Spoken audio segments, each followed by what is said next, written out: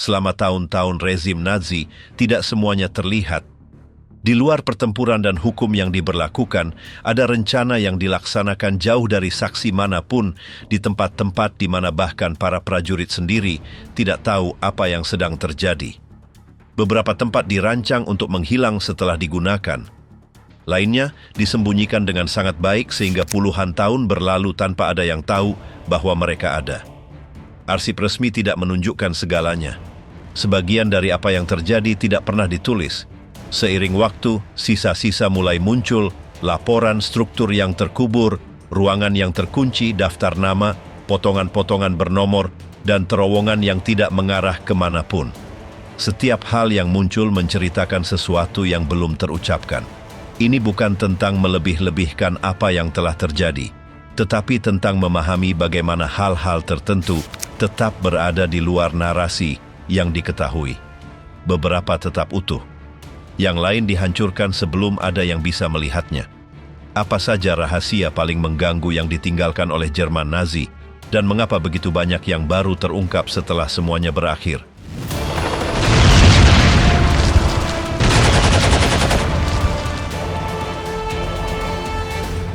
Labirin Sarang Serigala. Di daerah berhutan di Polandia Timur, salah satu kompleks yang paling dijaga di Reich ketiga didirikan.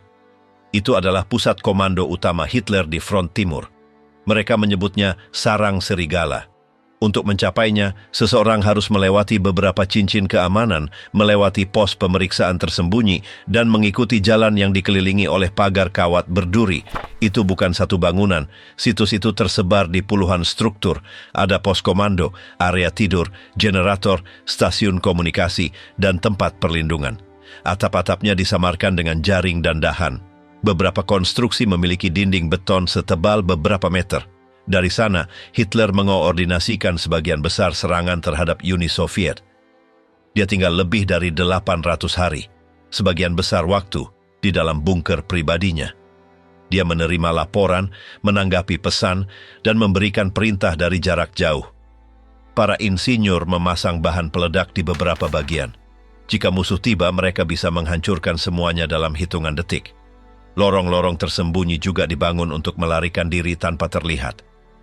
Beberapa akses ini masih belum ditemukan. Upaya pembunuhan paling terkenal terjadi di sana.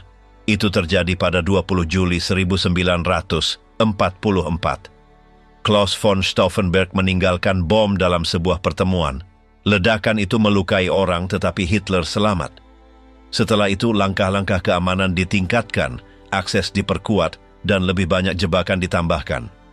Kompleks itu dibagi berdasarkan tingkatan. Di tingkat pertama ada tentara dan penjaga. Di tingkat kedua, personel teknis dan administratif. Di tingkat ketiga, hanya pemimpin dan kolaborator terdekatnya. Sebelum mundur pada 1945, Jerman mencoba menghancurkan semuanya. Mereka menempatkan bahan peledak di beberapa titik. Meskipun demikian, banyak struktur tetap berdiri. Balok-balok besar yang hancur masih ada di tempatnya. Selama bertahun-tahun, tidak ada yang menyelidiki secara menyeluruh.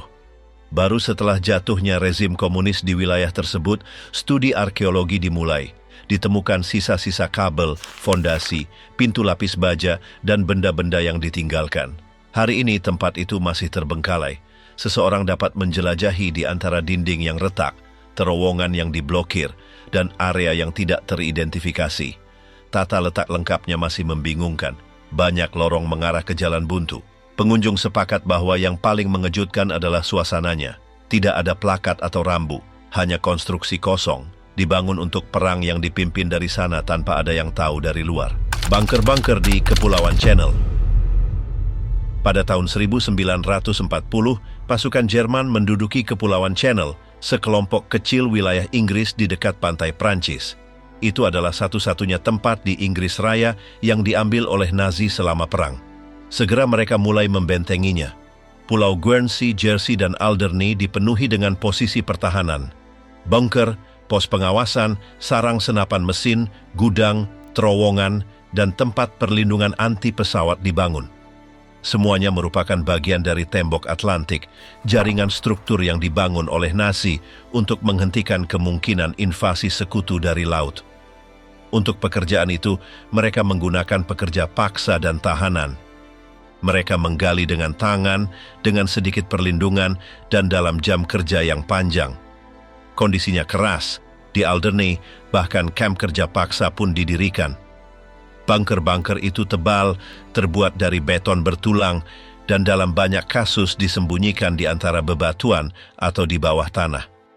Beberapa memiliki sistem ventilasi, ruang komando, ruang amunisi, dan koneksi internal dengan titik pertahanan lainnya. Dari sana, pantai, tebing, dan jalan utama dikendalikan. Pulau-pulau itu diperkuat hingga akhir konflik. Seiring memburuknya situasi Jerman, jumlah benteng meningkat. Namun pulau-pulau itu terisolasi setelah kemajuan sekutu di Perancis. Tidak ada pertempuran penting di daerah-daerah itu. Para prajurit menyerah pada Mei 1945. Setelah perang, banyak dari bunker ini ditinggalkan. Beberapa ditutup atau diubah menjadi gudang, yang lain dilestarikan dan dibuka untuk umum. Ada area di mana struktur asli dapat dilihat seperti saat ditinggalkan. Kepulauan Channel menawarkan contoh yang jelas tentang bagaimana rezim Nazi mempersiapkan diri menghadapi kemungkinan pendaratan. Benteng-benteng itu menunjukkan skala dan upaya yang diinvestasikan, meskipun tidak pernah digunakan dalam pertempuran langsung. Hari ini mereka menjadi bagian dari pemandangan. Beberapa masih terkubur, yang lain telah dipulihkan. Mereka berfungsi sebagai museum atau tempat menarik sejarah. Meskipun pulau-pulau itu tidak mengalami konfrontasi, strukturnya menceritakan bagian lain dari perang.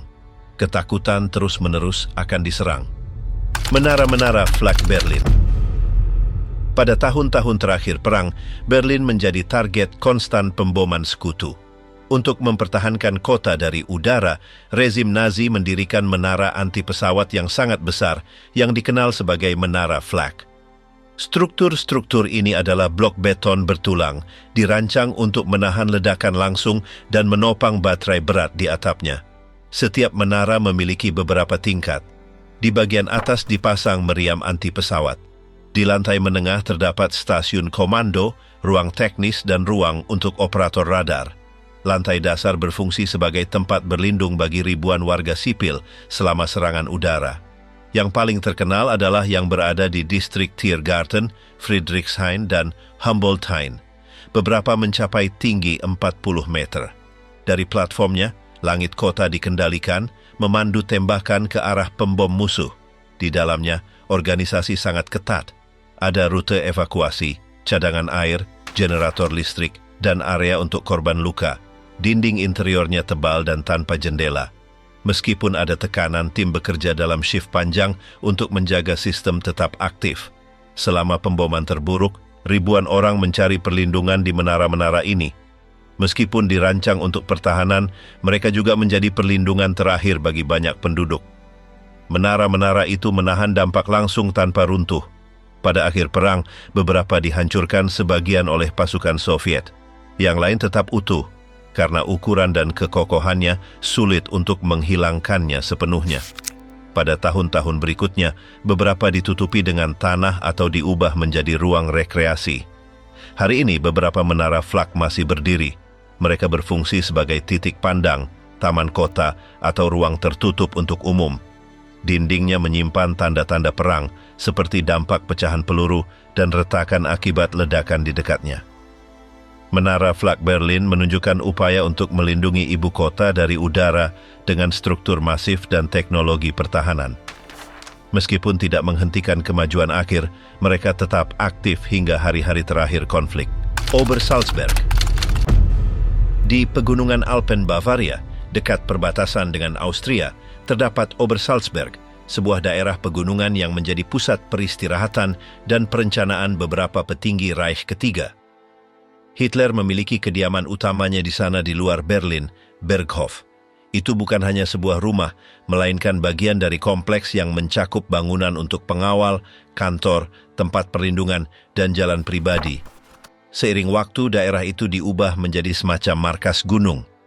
Fasilitas diperluas, bunker bawah tanah dibangun, dan keamanan diperketat. Beberapa pemimpin terdekat juga mendirikan tempat tinggal di dekatnya. Di antara mereka adalah Göring, Bormann, dan Himmler. Obersalzberg bukan hanya tempat peristirahatan. Dari sana, pertemuan diadakan dan keputusan politik diambil. Meskipun lingkungan alamnya, itu adalah titik kunci dalam struktur komando. Tempat itu memiliki sistem komunikasi, pengawasan permanen, dan jalan akses yang dijaga. Selain Berghof, ada terowongan dengan lift yang mengarah ke konstruksi lain. Kehlstein House juga dikenal sebagai sarang elang. Bangunan ini, yang terletak di puncak gunung, digunakan untuk menerima kunjungan dan mengadakan pertemuan khusus. Pada April 1945, ketika perang sudah hampir kalah, daerah itu dibom oleh penerbangan sekutu. Beberapa konstruksi rusak. Tak lama kemudian, pasukan Amerika menduduki daerah itu. Mereka menemukan dokumen, barang-barang pribadi, dan sisa-sisa fasilitas. Setelah konflik, sebagian dari kompleks itu dihancurkan untuk mencegahnya menjadi tempat ibadah atau ziarah. Beberapa bangunan dibongkar, yang lain dilestarikan dengan kegunaan baru. Sarang elang karena lokasi dan strukturnya adalah salah satu dari sedikit yang tetap berdiri dan hari ini berfungsi sebagai restoran dan tempat wisata. Obersalzberg adalah salah satu contoh paling jelas tentang bagaimana rezim berusaha menciptakan ruang yang aman dan terisolasi bagi para pemimpinnya. Meskipun jauh dari garis depan pertempuran, itu adalah bagian dari aparatus kepemimpinan dan gaya hidup para pejabat tinggi Reich ketiga. Ruang bawah tanah Mengele. Pada tahun 1944, ribuan orang mulai berdatangan ke Auschwitz. Setelah turun dari kereta, mereka melewati pemeriksaan cepat yang dilakukan oleh Dr. Kemp. Beberapa dikirim untuk bekerja, yang lain dipisahkan untuk dimusnahkan. Di antara kelompok yang tetap hidup, kasus-kasus khusus dicari, kembar, orang dengan dwarfisme atau dengan malformasi yang terlihat. Mereka dibawa terpisah. Joseph Mengele, salah satu dokter di tempat itu, sangat tertarik pada mereka. Dia berbicara dengan anak-anak, bertanya tentang anggota keluarga, dan memutuskan apakah mereka cocok untuk apa yang dia cari. Anak kembar diukur, ditimbang, dan dibandingkan. Mereka diambil darahnya, disuntik dengan zat yang berbeda, dan kadang-kadang warna mata mereka diubah dengan cairan. Jika salah satu meninggal, yang lain dikorbankan untuk memeriksa organ. Beberapa dioperasi beberapa kali tanpa anestesi. Semua langkah dicatat dalam folder dengan rincian. Sisa-sisa dikirim ke pusat lain untuk melanjutkan penelitian. Tidak ada prosedur yang memiliki tujuan terapeutik. Semuanya dilakukan untuk observasi atau perbandingan. Para asisten juga tahanan. Beberapa tahu tentang kedokteran, yang lain hanya mematuhi perintah. Mereka harus membersihkan, memegang anak-anak, atau mencatat apa yang terjadi.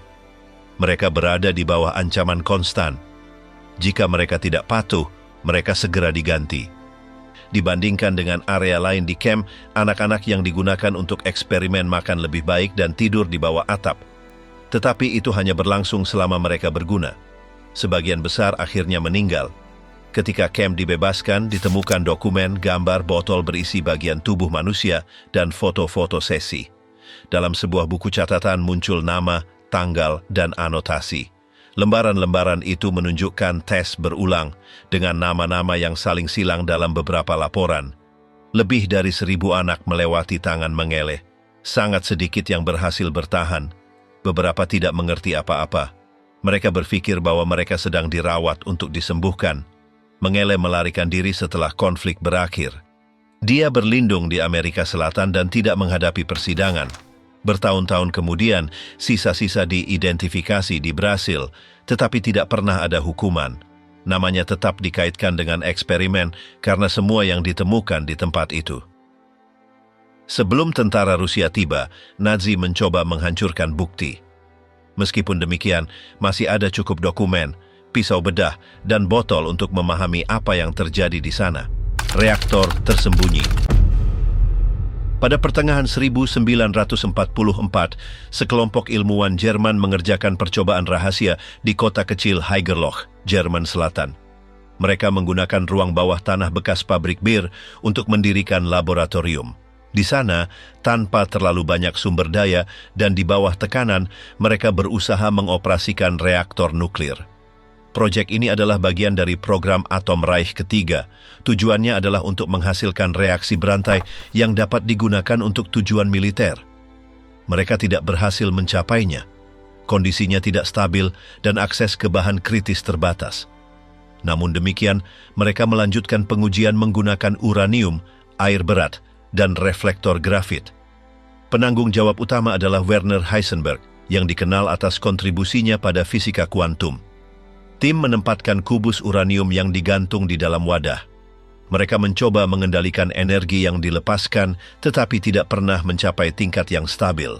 Strukturnya kasar dan berbahaya. Sekutu mengetahui kemungkinan proyek nuklir dan mengirimkan kelompok khusus bernama Alsos.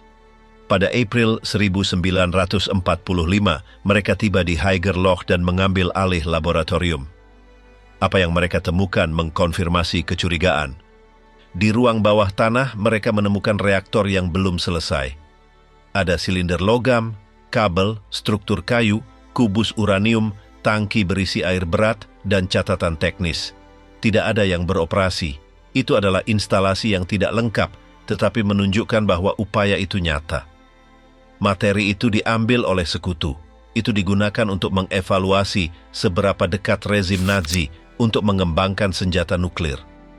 Para ilmuwan diinterogasi, dan sebagian tim dibawa ke negara lain untuk melanjutkan karir mereka di bawah pengawasan.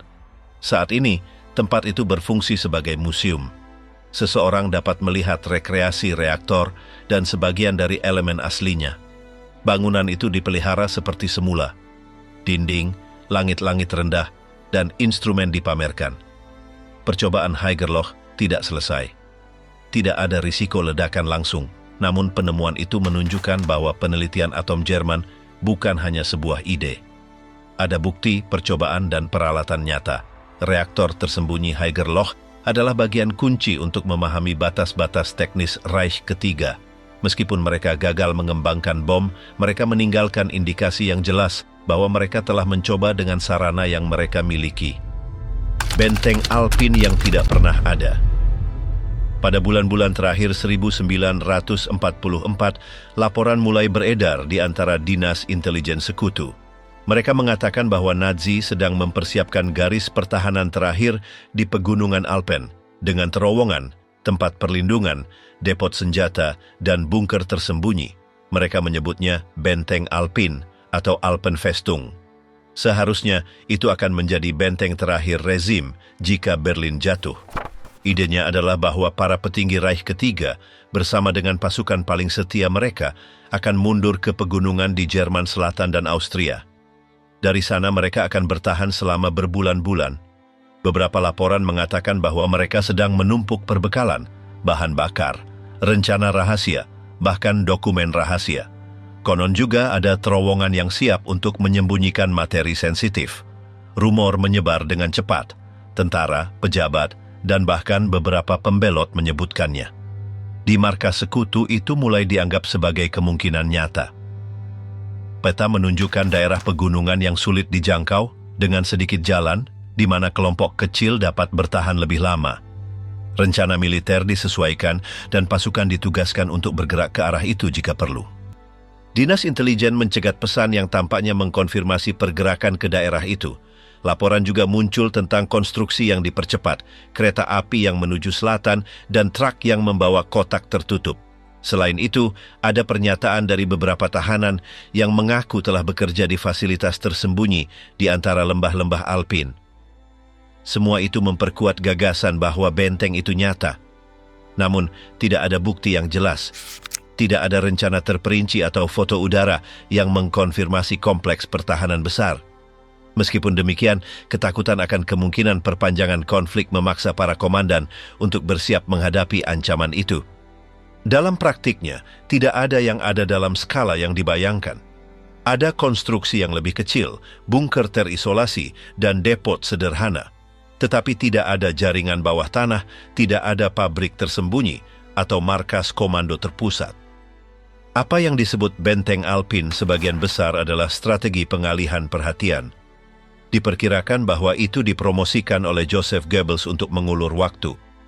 Ini berkontribusi untuk menabur keraguan di antara sekutu dan menunda beberapa kemajuan. Itu juga memungkinkan pembenaran gerakan logistik tertentu, seolah-olah mereka adalah bagian dari rencana perlawanan, padahal sebenarnya itu adalah tanda-tanda keruntuhan. Ketika pasukan sekutu tiba di wilayah Alpin pada April dan Mei 1945, mereka tidak menemukan apapun yang mirip dengan apa yang mereka antisipasi. Hanya ada struktur terisolasi, tanpa kapasitas nyata untuk mempertahankan pertahanan yang berkepanjangan. Beberapa komandan menyerah tanpa perlawanan. Meskipun demikian, mitos benteng terus beredar. Itu muncul dalam buku, film, dan bahkan dalam kesaksian pada masa itu. Beberapa bersikeras bahwa ada pintu masuk yang diblokir, lorong tersembunyi, dan ruangan yang belum dijelajahi. Tetapi pencarian selanjutnya tidak mengkonfirmasi sesuatu yang tidak normal. Apa yang terjadi dengan benteng Alpin menunjukkan bagaimana ide tanpa dasar dapat mengubah keputusan militer skala besar. Selama berbulan-bulan, perencanaan berpusat pada ancaman yang tidak pernah terwujud. Arsip Jerman yang ditinjau setelah perang tidak menyebutkan rencana konkret. Hanya referensi samar tentang kemungkinan berlindung di daerah pegunungan. Hari ini, daerah-daerah di mana benteng terakhir itu seharusnya dibangun dilestarikan sebagai daerah pedesaan atau wisata. Tidak ditemukan rencana terperinci atau konstruksi terkubur atau pusat komando rahasia. Semua indikasi menunjukkan bahwa itu adalah campuran rumor, hiperbola, dan propaganda internal. Die Glocke. Di antara rumor tentang teknologi rahasia Reich ketiga, ada satu yang menonjol karena misterinya. Tentang dugaan artefak yang disebut Die Glocke, yang berarti lonceng dalam bahasa Jerman. Meskipun tidak ada dokumen resmi yang mengkonfirmasi, topik ini telah muncul dalam kesaksian tidak langsung dan laporan pasca perang. Deskripsi yang paling sering diulang adalah objek logam, berbentuk silinder, dengan struktur menyerupai lonceng besar. Dikatakan bahwa ia beroperasi dengan elemen yang tidak diketahui dan menghasilkan medan energi aneh. Beberapa versi menyebutkan bahwa ia berputar pada porosnya, memancarkan cahaya, dan berbahaya bagi mereka yang mendekat. Dugaan perangkat tersebut akan terkait dengan eksperimen di fasilitas tersembunyi dekat perbatasan antara Jerman dan Cekoslowakia. Beberapa laporan menyebutkan partisipasi ilmuwan yang terkait dengan proyek propulsi, elektronik canggih, dan fisika eksperimental. Tidak ada bukti langsung dari pekerjaan ini. Topik ini mulai terkenal pada tahun 90-an ketika para peneliti sejarah militer mulai mengumpulkan kisah-kisah tentang eksperimen yang tidak didokumentasikan. Ada pembicaraan tentang tempat bernama Der Riese, di mana artefak ini mungkin telah beroperasi. Tetapi penggalian tidak mengkonfirmasi apapun. Beberapa teori menghubungkannya dengan senjata tujuan khusus, yang lain dengan eksperimen tentang gravitasi. Bahan langka, efek pada waktu, dan bahkan kerusakan pada struktur terdekat disebutkan. Tidak ada yang terbukti. Laporan yang mengutip Die Glocke tidak berasal dari arsip Nazi, melainkan dari wawancara, laporan tidak langsung, atau dokumen tanpa verifikasi resmi. Oleh karena itu, banyak sejarawan menganggap bahwa itu bisa jadi campuran ide nyata dan mitos yang tumbuh seiring waktu. Terlepas dari kurangnya bukti konkret, topik ini tetap ada dalam buku, program, dan dokumenter. Beberapa melihat Die Glocke sebagai contoh betapa banyak yang tidak diketahui tentang proyek-proyek rahasia rezim tersebut. Yang lain percaya bahwa itu tidak lebih dari penemuan selanjutnya. Tidak ada cetak biru, foto, atau bagian yang ditemukan. Tidak ada saksi langsung yang mengkonfirmasi keberadaannya di bawah sumpah. Tetapi kisah Die Glocke tetap hidup, dipicu oleh arsip yang tidak lengkap, dan oleh keheningan yang mengelilingi beberapa laboratorium Reich ketiga. Horten Ho 229. Seiring berjalannya perang, beberapa insinyur Jerman mulai menjelajahi desain pesawat yang tidak biasa. Salah satu proyek paling mencolok adalah Horten Ho 229, sebuah pesawat berbentuk sayap terbang tanpa badan pesawat atau ekor yang terlihat. Desain ini bertujuan untuk mengurangi hambatan udara dan meningkatkan kecepatan. Prototipe dikembangkan oleh saudara Horten. Mereka menggunakan bahan ringan seperti kayu dan resin.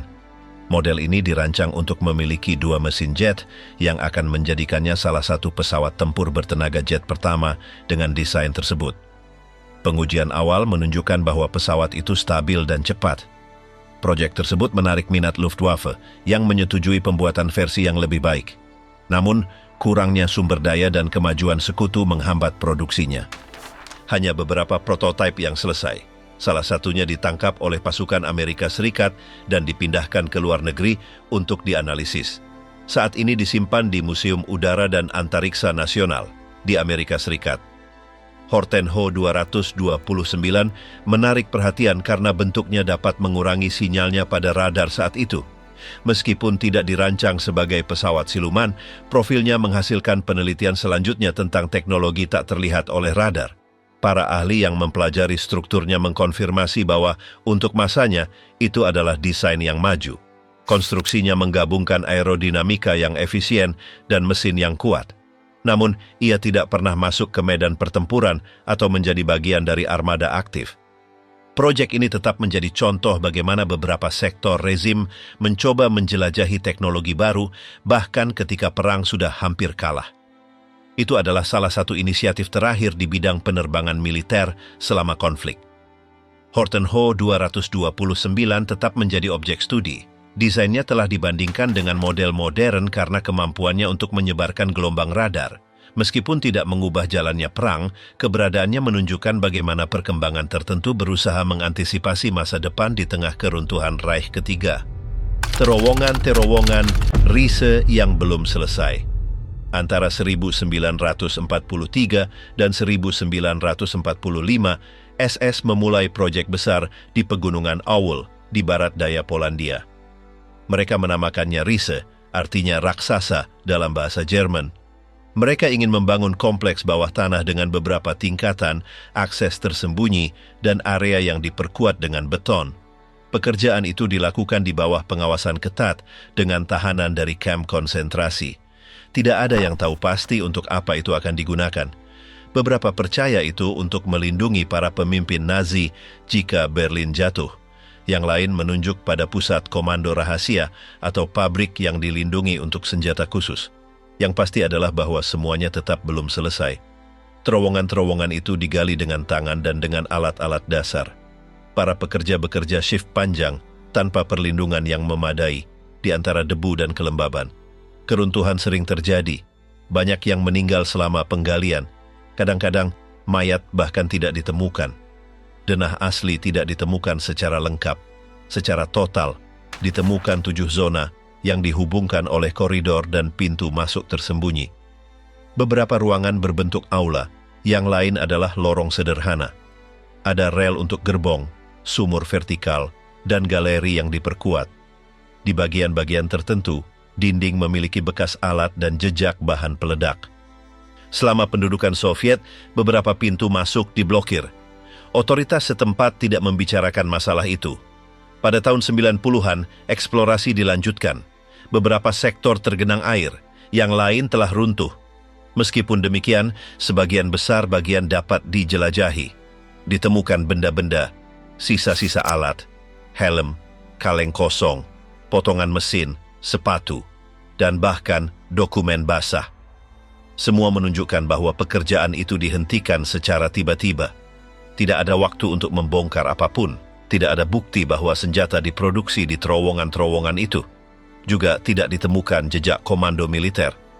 Teori yang paling luas adalah bahwa mereka ingin memindahkan sebagian dari industri persenjataan ke daerah yang lebih aman, jauh dari pemboman. Akses saat ini terbatas. Beberapa zona terbuka untuk umum, yang lain tetap disegel. Struktur internalnya tidak beraturan, dengan perbedaan ketinggian dan lorong buntu. Dindingnya retak, ventilasi tidak memadai. Tidak ada tanda-tanda bahwa itu digunakan secara terus-menerus. Setiap tahun, bagian-bagian baru ditemukan. Ada peta modern berdasarkan pemindaian bawah tanah. Meskipun demikian, tata letak lengkapnya belum direkonstruksi. Beberapa ahli percaya bahwa ada pintu masuk yang masih belum ditemukan. Proyek Riese mewakili salah satu upaya terbesar rezim untuk menyembunyikan infrastruktur kunci. Tetapi tidak pernah selesai. Yang tersisa hari ini adalah galeri yang belum selesai, penuh misteri, yang menunjukkan seberapa jauh upaya untuk menyembunyikan rencana mereka di bawah tanah. Pabrik bawah tanah Harz. Pada tahun-tahun terakhir perang, pemboman sekutu memaksa rezim Nazi untuk memindahkan sebagian produksi militer mereka ke bawah tanah. Di wilayah Harz, di Jerman Tengah, digali galeri untuk mendirikan pabrik yang terlindungi dari serangan udara. Tahanan dan pekerja paksa digunakan untuk menggali, memasang mesin, dan menjaga operasi. Kondisinya sangat ekstrem. Terowongan-terowongan itu lembab, berventilasi buruk, dan sempit, jam kerja panjang. Kurangnya cahaya alami memengaruhi kesehatan pekerja. Ada kecelakaan, keruntuhan, dan penyakit yang terus-menerus. Banyak yang meninggal tanpa menyelesaikan shift mereka. Di fasilitas-fasilitas itu diproduksi suku cadang pesawat, senjata ringan, komponen kendaraan, dan amunisi. Dibangun jalur untuk mengangkut material menuju pintu masuk. Beberapa area memiliki kerekan, sistem pemuatan, dan gudang darurat. Ketika pasukan Amerika Serikat tiba pada 1945, mereka menemukan pabrik-pabrik itu sebagian beroperasi. Ada mesin, peralatan, cetak biru, dan batch produksi yang setengah dirakit. Mereka juga menemukan barak, dapur darurat, dan area tempat para pekerja tidur. Sebagian dari fasilitas itu didokumentasikan oleh dinas sekutu. Catatan diambil, informasi teknis ditemukan, dan insinyur yang ditangkap diinterogasi. Beberapa peralatan dipindahkan ke area lain untuk dipelajari. Selama puluhan tahun, beberapa terowongan itu tetap tertutup. Yang lain digunakan untuk keperluan industri. Seiring waktu, beberapa sektor memburuk. Ada kebocoran, keruntuhan, dan longsoran. Meskipun demikian, ada area yang masih dapat diakses. Jaringan pabrik bawah tanah di Harz menunjukkan sejauh mana rezim berusaha mempertahankan produksi dengan segala cara. Itu bukan fasilitas eksperimental. Mereka menghasilkan bahan nyata untuk penggunaan langsung. Di beberapa bagian ditemukan sisa-sisa seragam, dokumen, peralatan pribadi, dan bagian persenjataan. Dindingnya menyimpan bekas penggunaan konstan. Dalam kasus-kasus tertentu, ada prasasti yang dibuat dengan tangan oleh para pekerja. Pabrik-pabrik ini tidak setenar fasilitas lain, tetapi volume dan organisasinya menjadikannya kunci untuk memahami upaya terakhir untuk terus berproduksi di bawah serangan. Bawah tanah Harz ditandai sebagai salah satu upaya terakhir untuk mempertahankan perang dari kegelapan. Dora Mittelbau dan V2. Antara 1943 dan 1945, SS memulai sebuah kompleks bawah tanah bernama Dora Mittelbau di wilayah Harz, Jerman. Itu adalah jaringan terowongan yang digali di dalam gunung, tempat roket V2 diproduksi, senjata paling canggih Reich ketiga saat itu. Tempat itu berfungsi sebagai pabrik, gudang, dan kamp konsentrasi secara bersamaan. Para tahanan datang dari kamp lain dan dipaksa bekerja dalam kondisi ekstrim. Mereka tidur di dalam terowongan yang sama tempat roket dibangun. Ada debu, suara konstan, ventilasi yang buruk, dan jam kerja yang berlangsung berjam-jam tanpa istirahat. Banyak yang meninggal karena kelelahan, kecelakaan, atau penyakit. V2 adalah rudal balistik tanpa awak. Mereka bisa mencapai kota-kota yang berjarak ratusan kilometer. Mereka digunakan terutama terhadap London dan kota-kota Eropa lainnya. Pengembangannya berada di bawah pengawasan insinyur yang bekerja bersama tim militer. Sementara di atas dilakukan pengujian, di bawah bagian-bagian dirakit di bawah ancaman. Produksi dimulai pada 1943. Meskipun kekacauan di bulan-bulan terakhir perang, pabrik terus aktif. Ketika pasukan Amerika Serikat memasuki daerah itu pada 1945, mereka menemukan terowongan yang ditempati, mesin yang digunakan, dan ribuan dokumen teknis. Tempat itu dicatat secara rinci. Ditemukan instalasi listrik, platform internal, gudang bahan bakar, dan area untuk perakitan akhir.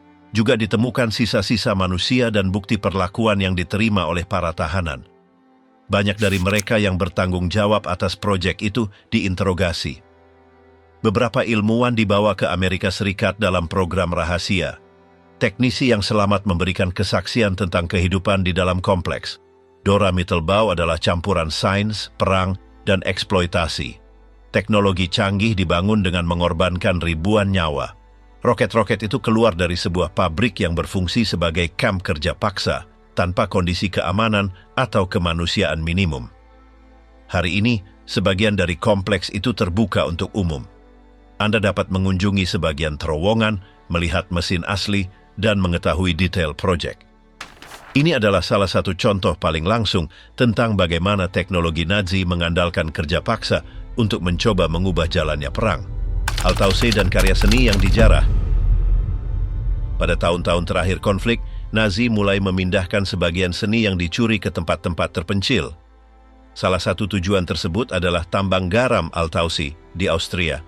Di sana mereka menyembunyikan ratusan lukisan, patung, furnitur antik, dan dokumen berharga. Pilihan itu bukan kebetulan. Galeri tambang itu luas, sejuk, dan stabil.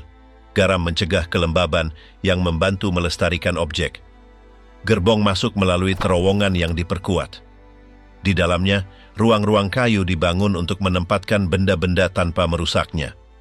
Catatan menunjukkan bahwa pemindahan diawasi oleh pejabat tinggi. Ada karya seni dari Museum Prancis, Italia, Belgia, dan Belanda.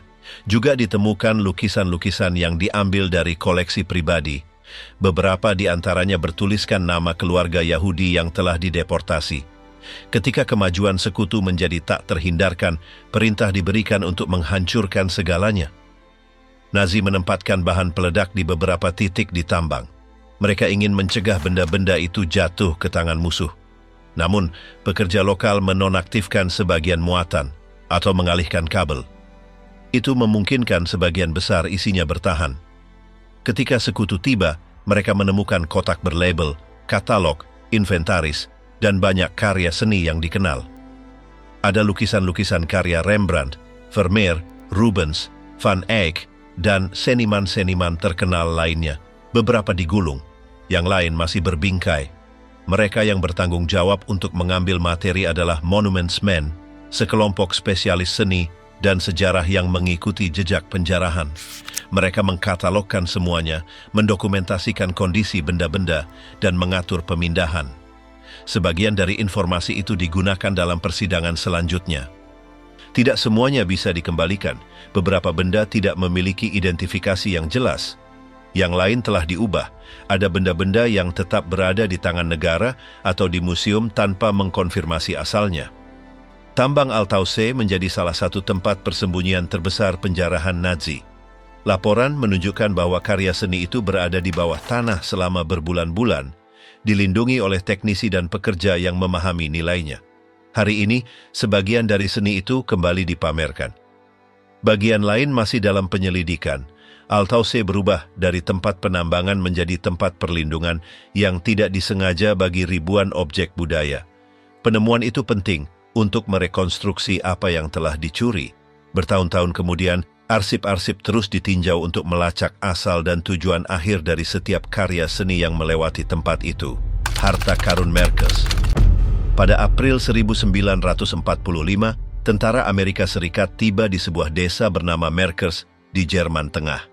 Saat menginterogasi pekerja lokal, mereka menerima informasi tentang tambang garam terdekat. Mereka diberitahu bahwa Nazi telah mengangkut kotak-kotak dan bungkusan ke galeri-galeri tambang tersebut pada bulan-bulan terakhir perang. Militer memasuki tambang, mereka turun dengan lift ke daerah yang dalam. Apa yang mereka temukan melampaui ekspektasi. Ada batang emas, karung berisi mata uang asing, ton uang kertas, barang berharga, dan ratusan karung berisi perhiasan dan barang-barang pribadi. Di antara benda-benda yang ditemukan adalah cincin, jam tangan, gigi emas, medali, kalung, dan dokumen. Banyak dari barang-barang ini berasal dari kamp konsentrasi. Ada juga lukisan-lukisan curian, patung-patung, dan furnitur dengan tulisan dari museum-museum Eropa. Batang-batang emas ditandai dengan stempel bank sentral. Beberapa berasal dari negara-negara yang diduduki. Yang lain telah dilebur dan dikatalogkan ulang.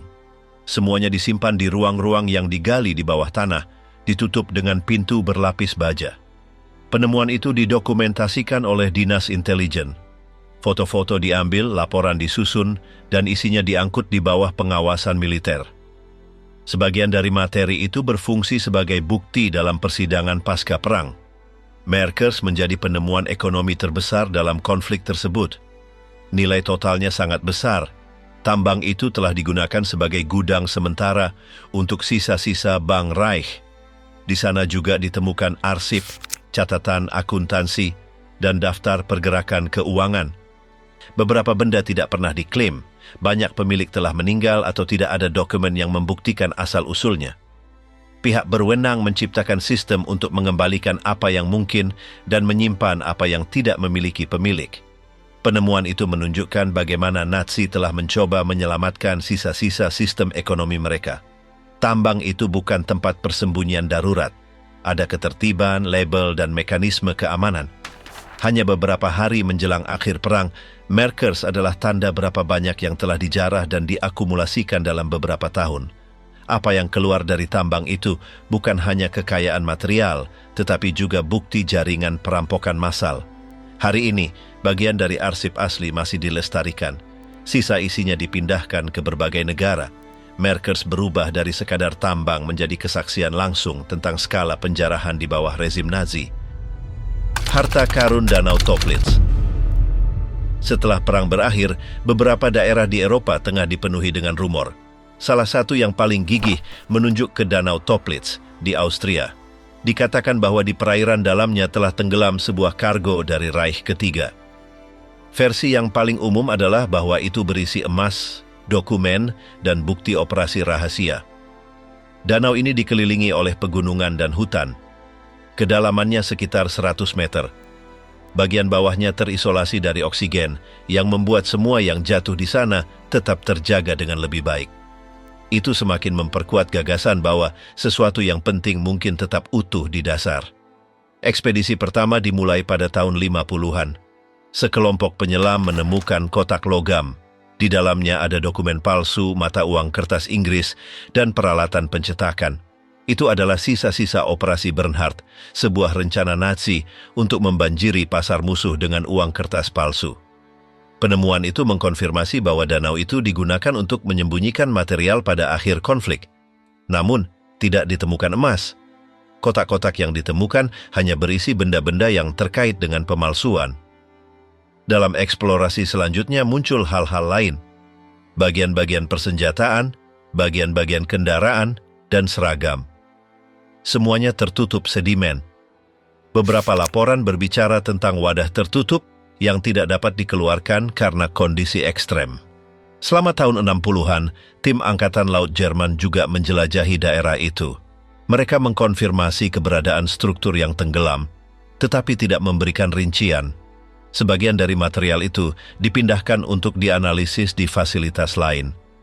Ada teori yang mengatakan bahwa danau itu juga digunakan sebagai titik pembuangan untuk benda-benda yang berasal dari kamp atau bank yang diduduki. Bagian itu tidak pernah terbukti, juga tidak ditemukan batang emas atau perhiasan. Tempat itu masih menjadi titik pencarian bagi para petualang. Kondisi dasar danau mempersulit akses. Air berubah kepadatannya setelah kedalaman tertentu. Itu memengaruhi gerakan dan penglihatan penyelam. Seiring berjalannya waktu, minat terhadap danau itu bercampur dengan versi yang tidak berdasar. Beberapa mengatakan bahwa ada kapal selam yang tenggelam. Yang lain berbicara tentang senjata eksperimental. Tidak ada gagasan itu yang terbukti. Danau Toplitz menyimpan bukti nyata dari operasi Bernhard. Yang tidak diketahui adalah apakah itu juga mengandung rahasia lain. Eksplorasi terus berlanjut, tetapi sampai sekarang yang muncul ke permukaan adalah sisa-sisa pemalsuan massal, bukan emas. Operasi Bernhard. Pada 1942, otoritas Reich Ketiga melancarkan rencana untuk memengaruhi ekonomi Inggris dari dalam. Mereka menyebutnya Operasi Bernhard. Tujuannya adalah untuk memalsukan uang kertas Inggris dengan akurasi yang begitu tinggi sehingga dapat beredar tanpa terdeteksi. Untuk itu mereka memilih pencetak, pengukir, dan spesialis kertas. Sebagian besar dari mereka adalah tahanan. Mereka dipindahkan ke kamp Sachsenhausen di utara Berlin. Di sana mereka mendirikan bengkel dengan peralatan yang diperlukan, mesin cetak, tinta khusus, dan kertas yang mirip dengan aslinya. Para pekerja beroperasi di bawah pengawasan. Mereka dituntut untuk memberikan hasil yang cepat. Uji kualitas dilakukan secara terus-menerus. Jika ada yang salah, konsekuensinya serius. Selama bulan-bulan pertama, uang kertas tidak lolos kontrol. Tetapi seiring waktu, mereka berhasil membuat salinan yang hampir sempurna. Jutaan pound dalam uang kertas palsu diproduksi. Beberapa digunakan untuk membiayai operasi intelijen. Yang lain didistribusikan untuk melemahkan sistem keuangan musuh. Idenya adalah untuk menimbulkan ketidakpercayaan terhadap mata uang Inggris dan menciptakan masalah dalam perdagangan. Penanggung jawab rencana memindahkan bengkel beberapa kali. Menjelang akhir perang, mereka mencoba menyembunyikan semuanya. Sebagian dari materi dibuang ke Danau Toplitz, bagian lain dihancurkan atau disembunyikan. Uang kertas palsu muncul bertahun-tahun kemudian di berbagai negara. Beberapa tahanan yang berpartisipasi berhasil bertahan hidup. Mereka memberikan kesaksian tentang bagaimana pekerjaan diorganisir dan tekanan apa yang mereka alami. Mereka juga memberikan data tentang proses yang digunakan untuk mereplikasi detail keamanan uang kertas. Sekutu menemukan dokumen, mesin cetak, sampel, dan catatan produksi. Semuanya dianalisis dan dibandingkan dengan uang kertas asli. Laporan menunjukkan bahwa pemalsu telah mencapai tingkat akurasi yang sangat tinggi. Operasi Bernhard adalah salah satu upaya paling canggih untuk menggunakan pemalsuan sebagai senjata perang. Meskipun tidak berhasil mengganggu ekonomi Inggris seperti yang diharapkan, itu memang menjadi preseden dalam penggunaan metode keuangan dalam konflik bersenjata. Kasus ini dicatat dalam arsip militer. Beberapa pelat asli disimpan di museum. Uang kertas palsu beredar di kalangan kolektor. Apa yang dimulai sebagai percobaan menjadi salah satu pemalsuan terbesar dan paling terorganisir dalam sejarah modern. Misteri kereta Nazi. Di daerah Wałbrzych, di barat daya Polandia, sebuah cerita mulai beredar tak lama setelah perang berakhir. Dikatakan bahwa sebuah kereta yang syarat dengan emas, perhiasan, dokumen, dan senjata telah disembunyikan oleh Nazi saat mereka melihat kekalahan sudah dekat. Versi yang paling terkenal menunjukkan bahwa kereta itu berangkat dari Breslavia dan tidak pernah mencapai tujuan. Selama bertahun-tahun, tidak ada yang menemukan apapun. Tetapi pada 2015, dua pria mengklaim telah menemukan kereta itu menggunakan pemindai tanah. Mereka mengatakan bahwa ada struktur logam yang terkubur di dekat rel-rel tua, di dalam terowongan yang diblokir. Itu mengaktifkan kembali minat. Legenda menghubungkan dugaan kereta itu dengan kompleks Riese karena kedekatan geografis. Beberapa orang berpikir bahwa itu bisa menjadi bagian dari rencana yang lebih besar untuk mengevakuasi sumber daya. Pihak berwenang Polandia mengawasi penggalian awal. Arkeolog dan geolog juga tiba. Tidak ditemukan gerbong apapun. Hasilnya tidak meyakinkan. Namun kemungkinan keberadaannya meningkatkan pariwisata di daerah itu. Rute eksplorasi dan tur berpemandu di sepanjang jalur yang ditinggalkan diorganisir. Di arsip-arsip lama muncul referensi samar tentang transportasi lapis baja yang bergerak ke selatan selama hari-hari terakhir pendudukan Jerman.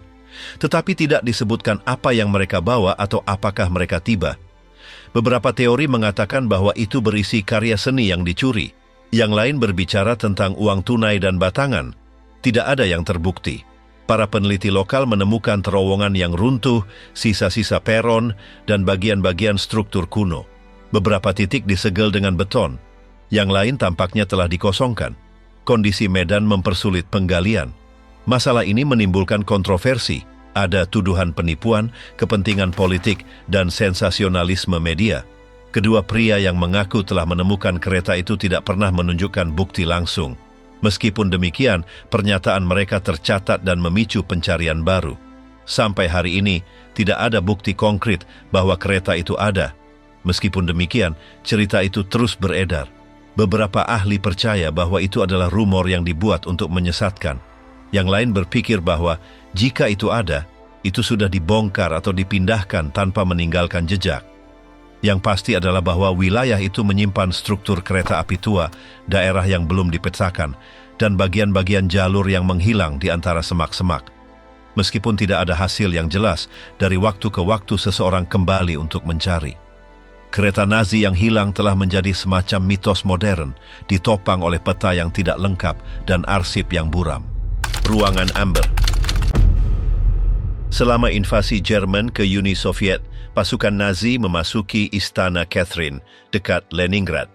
Di sana terdapat ruangan Amber, sebuah ruangan yang dihiasi dengan panel berukir, hiasan amber, dan cetakan emas. Itu adalah hadiah dari abad ke-18 yang telah menjadi simbol budaya. Pada 1941, Jerman membongkar ruangan itu sepotong demi sepotong. Semuanya dikemas dalam kotak dan dikirim ke Königsberg, tempat dipasang di Museum Kastil setempat. Diketahui bahwa itu dipamerkan untuk sementara waktu, tetapi kemudian menghilang tanpa jejak. Setelah perang berakhir, otoritas Soviet mencari keberadaannya tanpa berhasil. Beberapa laporan menunjukkan bahwa itu mungkin telah dihancurkan selama pemboman.